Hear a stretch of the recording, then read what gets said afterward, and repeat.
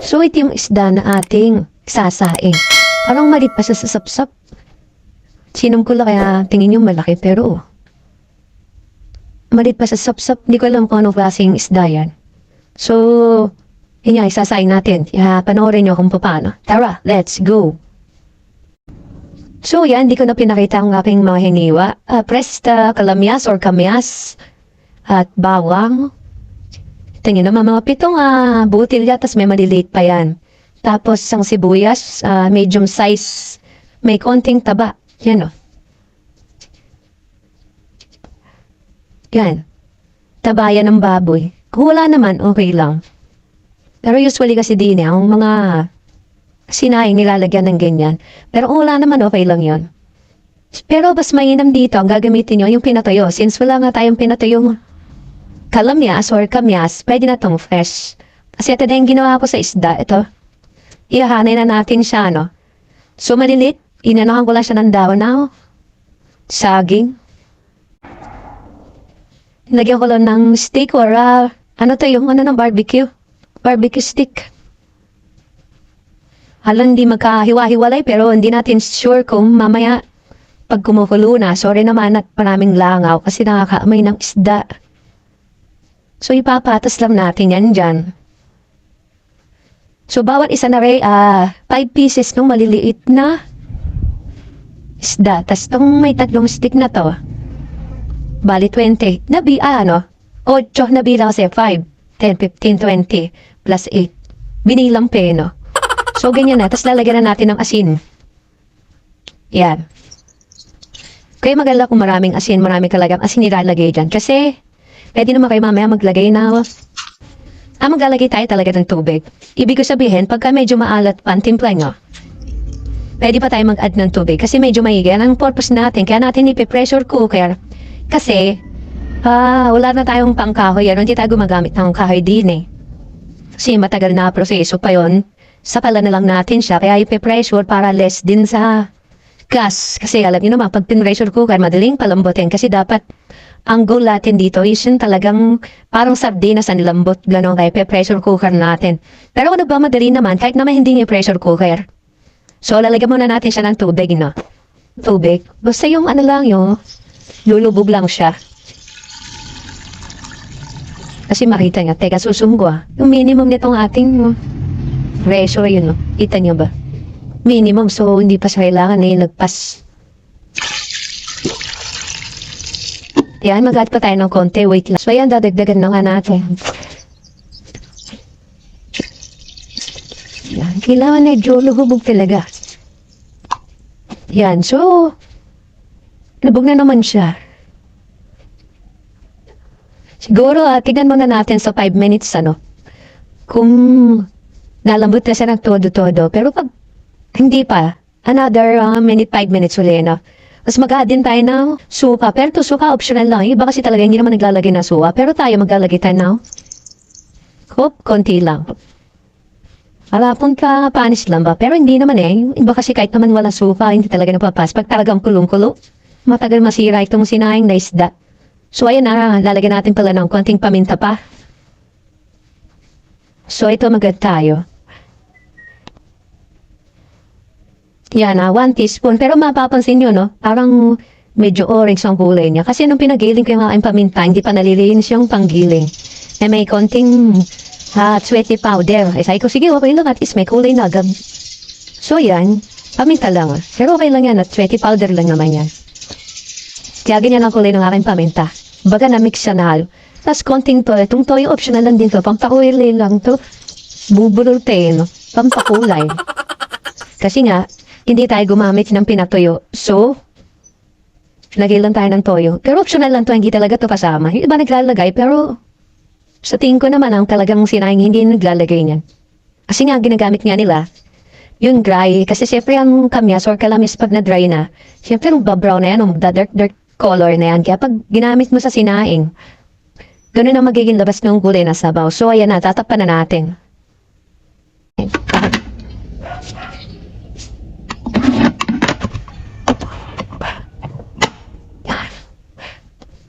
Salam na natin.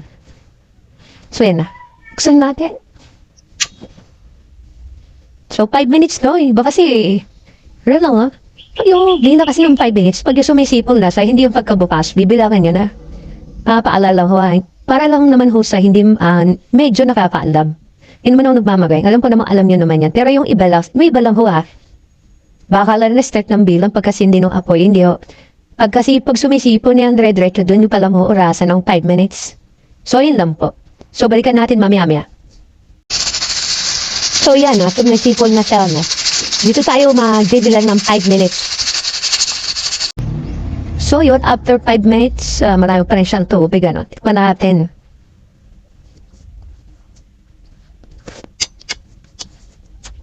Kulang siya sa asim, tapos kulang sa alat. Kasi medyo yung tubig nga natin, marami-rami siya. So, parang hindi pa, isda. Yan, matigas pa siya. So, another, siguro, sa 10 minutes kaya na to. Pero wag lang magkakalasog-lasog. So,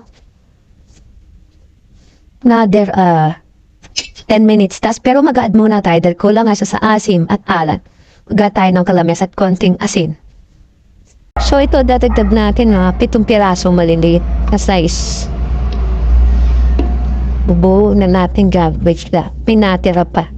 Kamain ko na, malis naman yung aking kamay. Basta, kalimutan ko nga pala siyang lagyan ng punting seasoning. Lagyan natin. Alam niya na yan, pagka ganyan dilaw.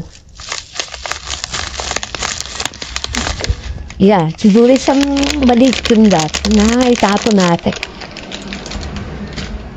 Tapos, konting asin. So, yun, sabi, hawak-hawak pala kasi yung camera. Yan. Maglalagay din tayo ng sili. Yan. Pero optional lang yan. Kasi gusto ko lang maanghang-anghang. Much later. After 10 minutes, bali ito, kalin 15 minutes, yung first 5 minutes. Pinakita ko naman sa inyo. Tikman muna natin yun. After 10 minutes, tikman po uli natin. Yun.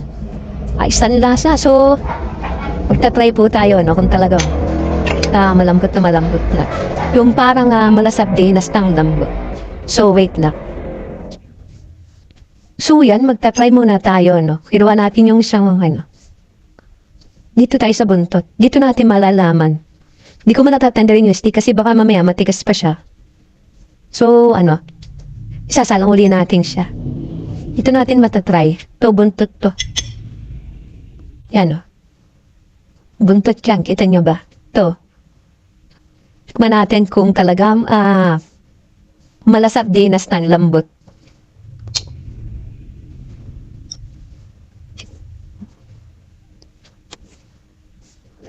Malambot na naman siya.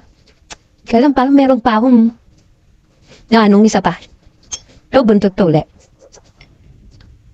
Yan.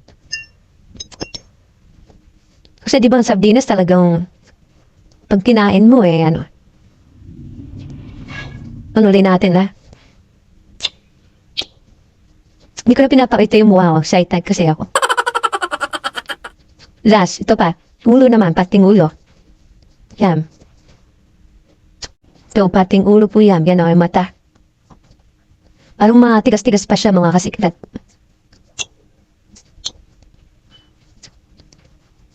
So, I therefore conclude. Babalik natin ulit siya. Try natin in das, guro 10 minutes ulit. Balik natin to. Yung binalik ko na nga yung ating tinikman. At paatan lang naman. Kasi kailangan doon mo kasi makikita. Yung talaga malambot yung ulo tsaka yung buntot. Natural yung katawan. So, mag-aduli tayo ng yung kalamyas. Tinogdo ko na lahat. Kasi kulang sa asim. Mali kasi ako sa maasim, kaya gusto ko yung maasim-sim.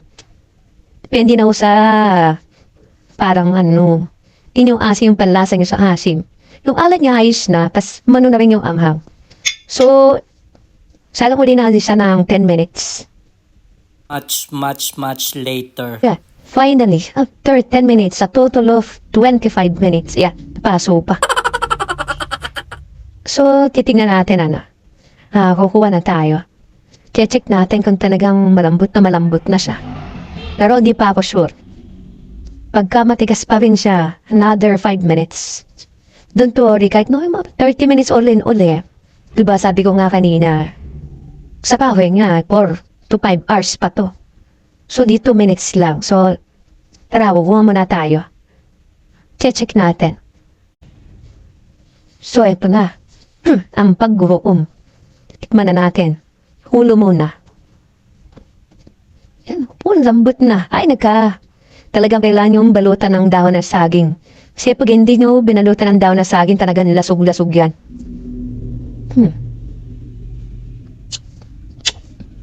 Naku, Rudy. Kakainom. Parang wala ng tinik. Sobrang lambot. Ito na yung ating good na nakamit natin. Na malasap dinas. Ang lambot. Nasusum ko. Ito Saan natin to? Kaya na may tinik. Ayan, tinik niya yan, Ayan, kung nakikita nyo. Kaya kahit na may parito kasi yung sumusubo ako talaga. Pero sinusubo ko talaga. Hindi yun naman maano. Sa sinasabi ko, ang lambot. Siyempre, sino bang hindi maniniwala lalambot ito? Hello? Pressure cooker. Manuli natin.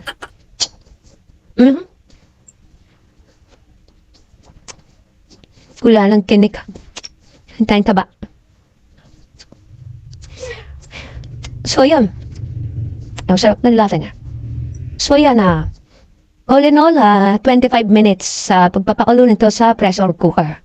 Pero gaya nga nasabi ko, kung gumagamit kayo ng mga kahoy, mga 4 hours to 5 hours. Depende rin yan sa klase ng isda. Siyempre, pag yung malalaki, medyo magtagal-tagal pa yun. Pero pag gantong maliliit lang, guro mga estimate ko lang dito 3 hours na pauhulin sa apoy. Sa may I mean sa kahoy. Pero pag sa stove kasi, sa gas, ubos ang gas nyo. Kaya kung may pressure cooker kayo, gusto nyo ma-achieve yung gantong kalambot na sardinas, ang lambot, umabit na kayo ng pressure cooker. Pero nasing nyo naman yun, kung marami naman kayong gas, marami kayong pambili ng gas, marami kayong pera, di pa kaluin nyo sa, kung wala naman kayong pressure cooker, di pa kaluin nyo namang 3 oras hanggang 4 na oras. So, yung lampo, maraming salamat po sa panonood. Hanggang sa susunod. Bye-bye!